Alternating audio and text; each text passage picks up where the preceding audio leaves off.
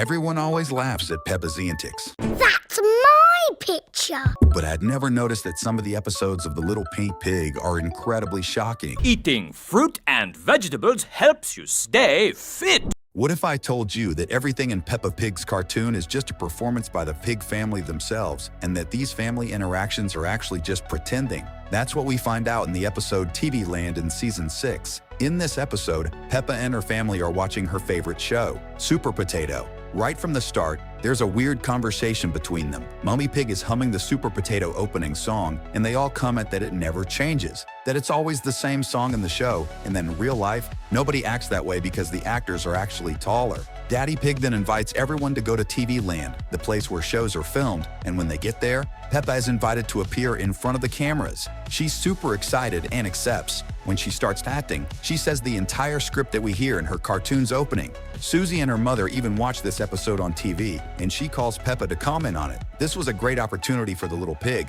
but does that mean that every time we see Peppa Pig's opening, she, her brother, and her parents are acting? The weirdest part is that Peppa asks if she can be on TV again, and Miss Rabbit says that now she can be on TV every day, hundreds and hundreds of times. And when she says this, she looks directly at us. Creepy.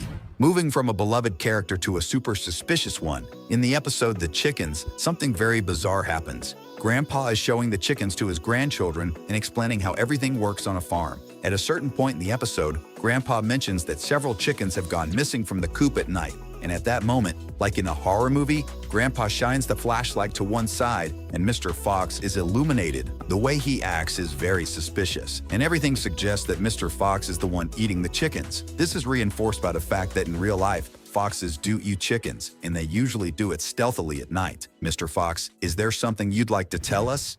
Daddy Pig always wants to try new adventures, and that's why he decides to go skydiving in episode 6 of season 7. He does this alongside Mummy Pig.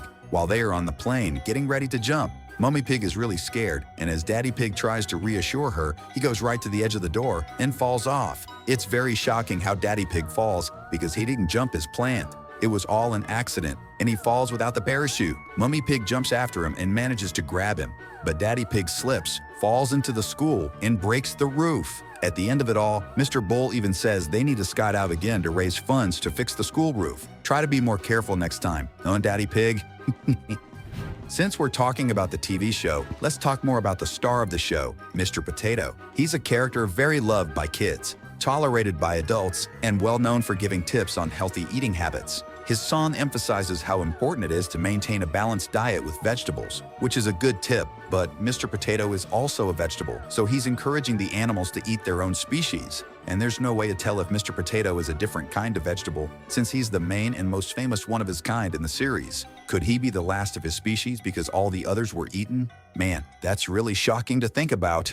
In Peppa Pig's world, things work similarly to ours. Kids go to school, adults go to work, and everything follows this routine. But something that always stands out and is very different from our reality is how animals interact with each other, even when they're from different species. Being different isn't the problem, as they handle it well. But what about what involves predator animals? Many times in the show, animals that would normally be prey interact with others who would be their predators. Like Mr. Bear, the town's doctor. When George gets sick, he's the one who treats him, and everything goes well in the consultation. But everyone knows that in real life, things wouldn't turn out so well, as bears are carnivores. In other words, poor George would be in big trouble. So the question is, how do such different species live in harmony in Peppa's world? We know Mr. Fox is an animal who gives in to his instincts and goes after chickens. So could this happen with other residents? Could it be that even though he seems restrained, the doctor feeds on other animals in secret? Scary.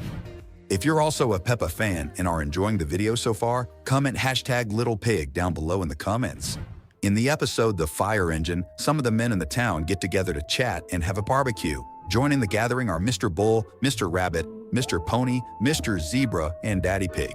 This day seems like it should be a lot of fun, a relaxing afternoon among friends. But there's something shocking hidden here. As I mentioned, the friends' intention is to have a barbecue. But have you really thought about this? How are animals going to have a barbecue? The zebra, rabbit, and pony are vegetarians, which makes sense. But what about Mr. Bull and Daddy Pig? They are, well, the type of meat that is often served at many barbecues. So I can't help but wonder, what exactly are these 5 friends grilling?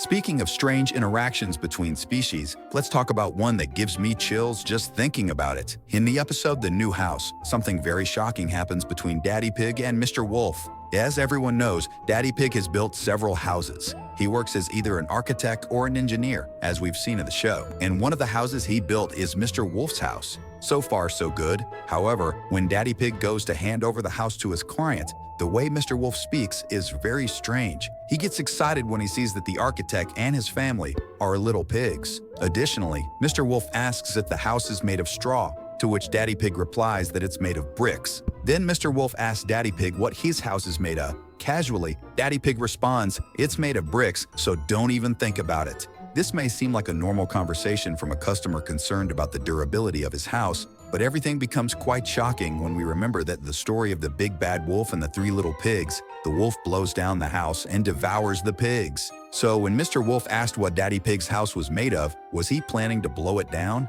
I don't even want to imagine what would happen if the pig family's house was made of straw. As everyone knows, most of the houses in Peppa's town are perched on the tops of mountains, and it's common to see the residents arriving at their homes by car since it must be difficult to reach the top of the mountain on foot. However, there is one family that lives the complete opposite way. The rabbit family lives in an underground house, and to get there, you have to walk below the ground, and the path is quite dark because they live so deep. They're rabbits, so it doesn't seem to bother them, but it's very strange that everyone else lives in well-lit houses on top of mountains except for this family. Let's not forget that they are all animals living like humans, so this family doesn't have to live underground just because that's something rabbits do. Could it be that the rabbit family faces some kind of discrimination and is pushed away by the other residents? It even seems to affect the children, as Richard Rabbit is afraid of stairs. As his sister Rebecca Rabbit explains to Peppa, it's as if no one pays attention to this family.